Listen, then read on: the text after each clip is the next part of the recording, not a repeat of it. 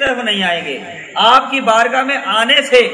آپ کے حضور جھکنے سے، آپ کی غلامی کا پٹا گلوں میں ڈالنے سے یہ گریز کریں گے، آپ کی دہلیز پر سر خم تسلیم کرنے سے اور قدم آپ کی دہلیز پر رکھنے سے، آپ کے تلووں اور آپ کے نالین پاک کی خاک کو چومنے سے یہ گھبرائیں گے،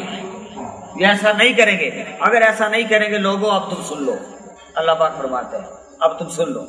پھر اگر یہ سب میرے محبوب کی بارگاہ میں نہیں آئیں گے، میرے محبوب کے قدموں میں نہیں گریں گے، میرے محبوب کی طرف نہیں آئیں گے، یہ منافق ہیں۔ یہاں پر ایک بات واضح ہو گئی، اللہ پاک نے فرمایا پھر یہ میری بارگاہ سے نکل جائیں، دفع ہو جائیں میری بارگاہ سے۔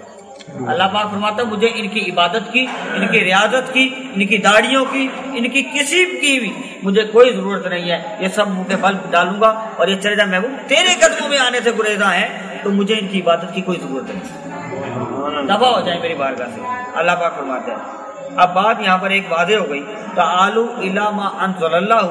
میں توحید کی دعوت دی گئی ہے، یہ اللہ پاک کی طرف سے۔ میرے والد محترم شیخ اکثر فرماتے تھے توحید اور رسالت کی مدد،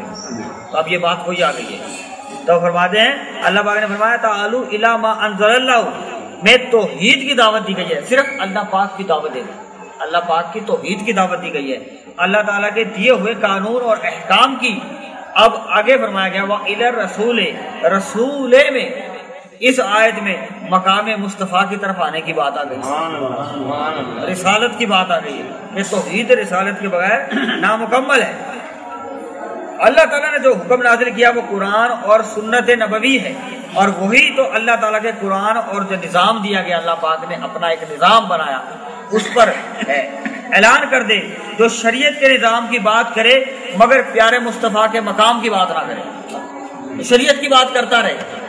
اور مقام مصطفیٰ کی بات نہ کرے، اللہ تعالیٰ فرماتا ہے مجھے اس کی ضرورت نہیں، وہ لعنتی ہے، جائے دفع ہو جائے میری بات، لعنتی ہے اور جہنمی ہے، منافق ہے، توحید کے رٹ لگاتا رہے مگر حضور کی بات نہ کرے، منافق ہے، جہنمی۔ اس لیے احکام الہی کو قبول کرنا چاہتا ہے، اس سے پوچھو کہ وہ احکام دیے کس نے؟ بندے تو احکام الہی کو توحید کی رٹ لگاتا ہے مگر توحید تجھے کس نے دیے؟ بندہ توحید کی رٹ لگاتا ہے، احکام الہی کی رٹ لگاتا ہے، مگر یہ تجھے پوچھو اس بندے سے کہ تجھے دی کس نے؟ رب کو دیکھا تو نے، رب کو سنا محسوس کیا، عقل سے جانا مجھے پہچانا، اللہ پاک فرماتا ہے عقل سے جانا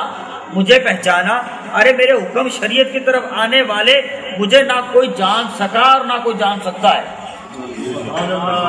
اللہ پاک کو نہ کوئی جان سکا نہ کوئی جان سکتا ہے، نہ کوئی میری آواز سنتا ہے نہ کوئی سن سکتا ہے،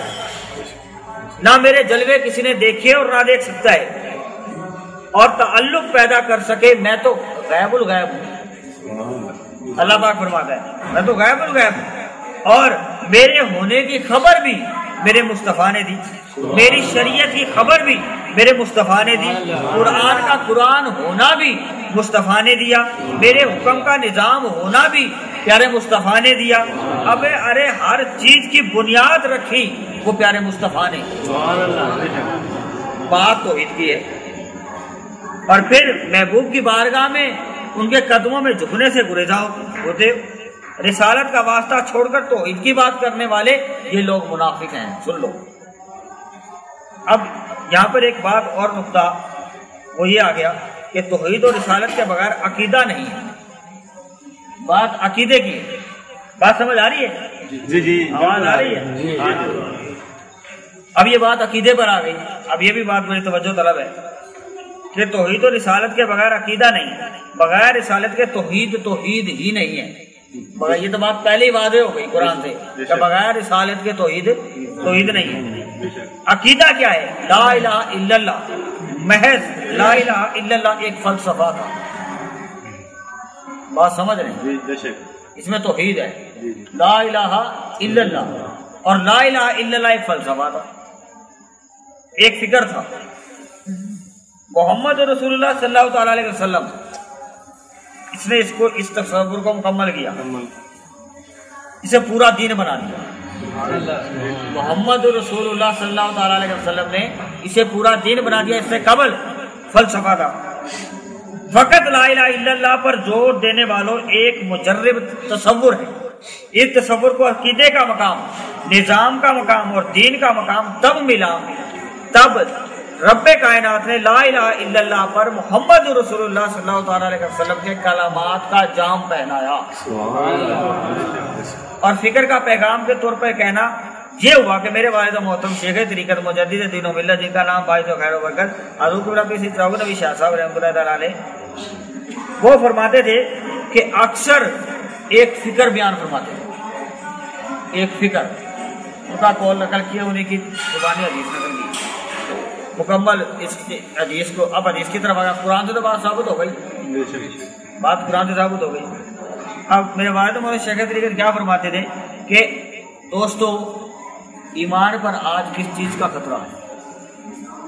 ایمان عمل سے مقدمے میں آج کرتا ہوں نا اکثر کہ ایمان صرف عمل سے نہیں ہے، یہ ساری رات نفل پڑھتے رہے، رات عبادت کر رہی، داڑھی میں ایمان ہے، نہیں، ایمان میں داڑھی ہے۔ اسی طریقے سے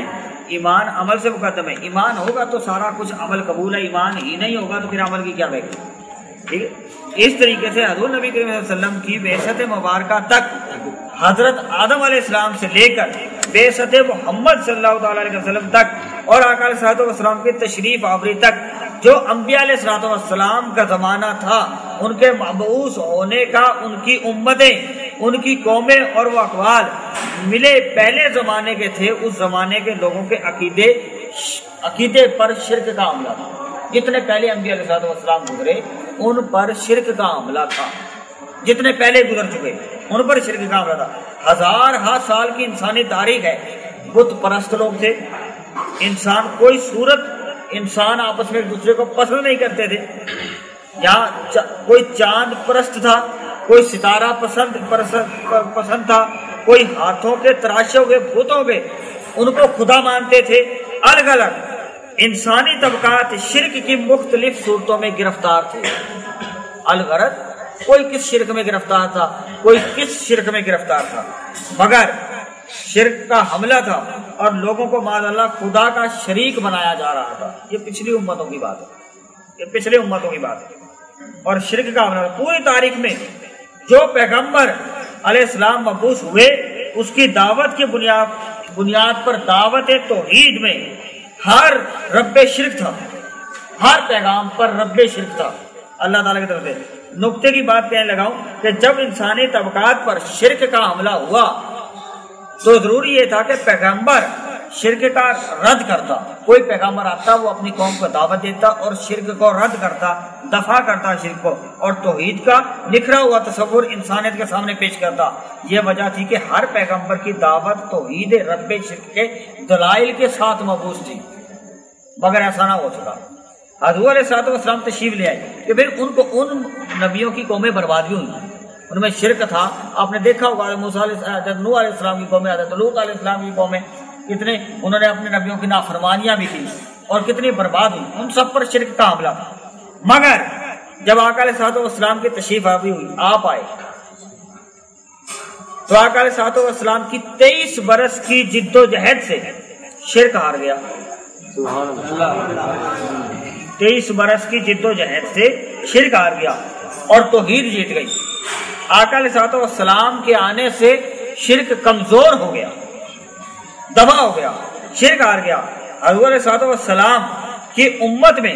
اس شرک کے پلٹ کر زندہ ہونے کا کوئی امکان بھی نہ رہا، اور شرک طاقتور تھا، اس لیے شرک کے خلاف ایک جنگ تھی اور شرک جیت جاتا تھا۔ آقا علیہ الصلوۃ والسلام کی بعثت مبارکہ نے اس جنگ کو جیت لیا۔ آقا علیہ الصلوۃ والسلام کی بعثت مبارکہ نے 23 برس کی جد و جہد نے اس جنگ کو جیت لیا۔ اس لیے آقا علیہ الصلوۃ والسلام اس دنیا سے ظاہراً پردہ فرمانے سے پہلے امت کو یہ خوشخبری سنا گئے۔ اب یہ وہ حدیث ہے بخاری مسلم کی، بڑی توجہ طلب ہے کہ خوشخبری سنا گئے کہ آقا علیہ الصلوۃ والسلام سے پہلے کسی پیغمبر نے اپنی امت کو یہ خوشخبری نہ دی، جو یہ خوشخبری میں سنانے لگا ہوں۔